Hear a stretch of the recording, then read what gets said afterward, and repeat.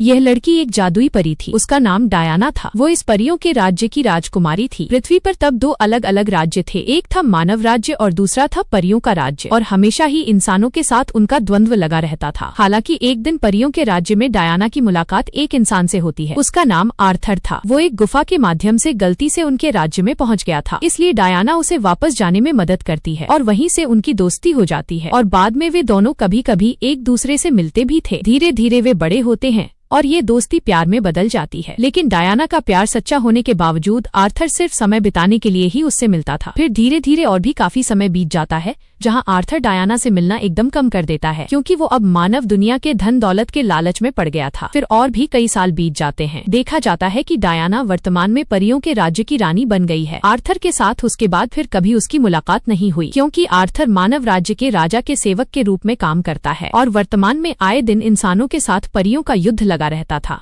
जहां आज वीर बनकर डायना खुद युद्ध करने आती है। राजा के सभी सैनिकों को वो अकेले आकर अपने जादू से हरा देती है। परियों की एक कमजोरी थी, वो थी लोहे से बनी कोई भी चीज जो उनके शरीर में जलन पैदा करती थी। इसलिए इंसान हमेशा लोहे से उनके साथ लड़ने आते थे, लेकिन फिर भी डायना की शक्तियों के सामने वे कुछ भी नहीं कर पाते थे। लेकिन एक दिन अचानक कई सालों बाद आर्थर उनसे मिलने आता है। डायना उसे देखकर हैरान हो जाती है, यहाँ तक कि आर्थर भी खुद उसके साथ बहुत प्यार भरी बातें कर रहा है, जैसे उनके बीच सब कुछ फिर से पहले जैसा हो गया हो। लेकिन जब डायना आर्थर का लाया हुआ एक पेय पीती है तो साथ ही वो अपनी सुध बुध खो देती है, और जब उसे होश आता है तो वो देखती है कि उसकी शारीरिक स्थिति बहुत खराब है। यहाँ तक कि उसकी शक्ति का सबसे बड़ा स्रोत उसकी पीठ के दो पंख वे नहीं है। असल में आर्थर राजा के कहने पर उसे मारने आया था, लेकिन चूंकि एक समय वे दोस्तों की तरह थे, इसलिए उसने उसे मारा नहीं, बल्कि उसके दोनों पंख अपने साथ राजा के पास ले गया और इसके पुरस्कार स्वरूप राजा आर्थर के साथ अपनी बेटी की शादी कर देता है। इसके बाद 5 साल बीत जाते हैं। आर्थर खुद अब मानव राज्य का राजा है। आज उसकी एक छोटी सी बेटी का जन्म हुआ है, इसलिए मानव राज्य के राजा के पास कुछ छोटी छोटी परियां उसे आशीर्वाद देने आई थी। ठीक तभी वहाँ एक डायन आकर हाजिर होती है और देखा जाता है कि वो कोई और नहीं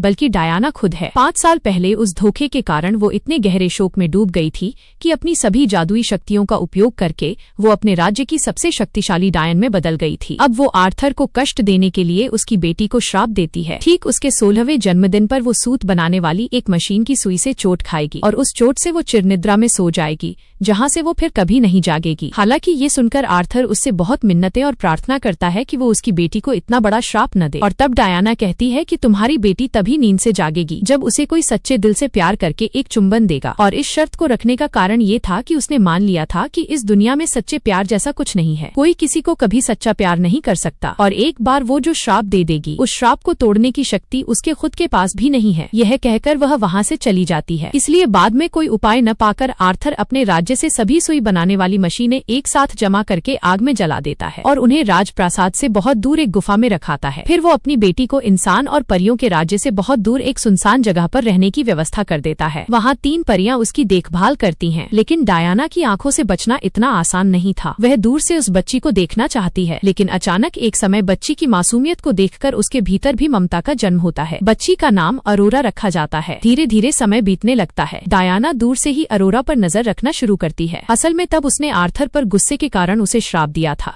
लेकिन अब उसे दूर से देखते देखते अरोरा के प्रति भी उसका लगाव आने लगा है। इस तरह कई साल बीत जाते हैं। धीरे धीरे वो बड़ी होने लगती है और दूर से ही किसी भी खतरे से डायना उसकी रक्षा करने लगती है। डायना का वर्तमान में एक सहायक भी है और उसके माध्यम से एक दिन पहली बार अरोरा के साथ डायना की मुलाकात होती है। उसे देखते ही अरोरा पहचान जाती है, क्योंकि बचपन से ही वो जानती थी कि कोई उसे दूर से देख रहा है। फिर कुछ ही दिनों के भीतर अरोरा के साथ उसका रिश्ता भी अच्छा होने लगता है। एक पड़ाव पर वो भूल ही जाती है कि उसने कभी उसे श्राप दिया था, और ठीक उसके 16वें जन्मदिन पर डायना को अपने श्राप की बात याद आती है। वो उस श्राप को वापस लेने की बहुत कोशिश करती है, लेकिन उसके भीतर अब वो शक्ति नहीं है कि वो अपने श्राप को वापस ले सके। अरोरा के माध्यम से वो डायन से फिर से एक अच्छे मन वाली परी में बदल चुकी है, इसलिए वो किसी भी तरह अपना श्राप वापस नहीं ले पा रही है। यहाँ तक कि उसका श्राप ही ऐसा है जिसे वापस लेना संभव नहीं है। इसी बीच समय हो जाने पर अरोरा के पिता आर्थर उसे अपने राज्य वापस लेने आते हैं और उसे बहुत सावधानी से एक कमरे में बंद कर देते हैं। लेकिन जैसे ही उसका 16वां जन्मदिन पूरा होता है, तब एक अजीब शक्ति उसे कमरे से बाहर खींच लाती है और वो सीधे राजप्रासाद के नीचे की ओर ले जाती है। वहाँ सीधे उस कमरे में वो चली जाती है जहाँ सैकड़ों सूत बनाने वाली मशीनें जलाकर नष्ट कर दी गई थी, और वहाँ अजीब तरह से अपने आप एक मशीन तैयार हो जाती है और अरोरा अपनी अनजानी में वहाँ रखी एक सुई में अपनी उंगली चुभो देती है और साथ ही श्राप की शर्त के अनुसार वो अपनी चेतना खो देती है। फिर राजा आर्थर उस लड़के को बुलाता है जिससे उसने अपनी बेटी की शादी करने की सोची थी, लेकिन उसके चुंबन से कोई काम नहीं होता क्योंकि वो लड़का अरोरा से कभी प्यार नहीं करता था। और इधर ये खबर जानकर डायना सभी बाधाओं को पार करके इंसानों के राज्य में पहुंचती है। वहाँ इंसानों के साथ उसकी भीषण लड़ाई होती है और राज्य में पहुंचने के बाद भाग्यवश जिस संदूक के भीतर उसके दोनों पंख कैद करके रखे गए थे वो भी टूट जाता है और उसे अपने पंख फिर से वापस मिल जाते हैं, यानी उसके भीतर फिर से उसकी वही पुरानी शक्ति आ जाती है। वो सबको हराकर वहाँ से उस दिन के लिए चली जाती है और फिर सीधे अरोरा के कमरे में पहुँचती है, लेकिन अफसोस वो अपना श्राप वापस नहीं ले सकती। ये शक्ति उसके पास नहीं है, इसलिए वो अपने भीतर से बहुत दुख लेकर अरोरा के माथे पर एक प्यार भरा चुम्बन देकर वापस जाने लगती है। और ठीक तभी देखा जाता है कि अरोरा को होश आ जाता है, यानी अगर इस दुनिया में किसी ने उसे सच्चे दिल से प्यार किया था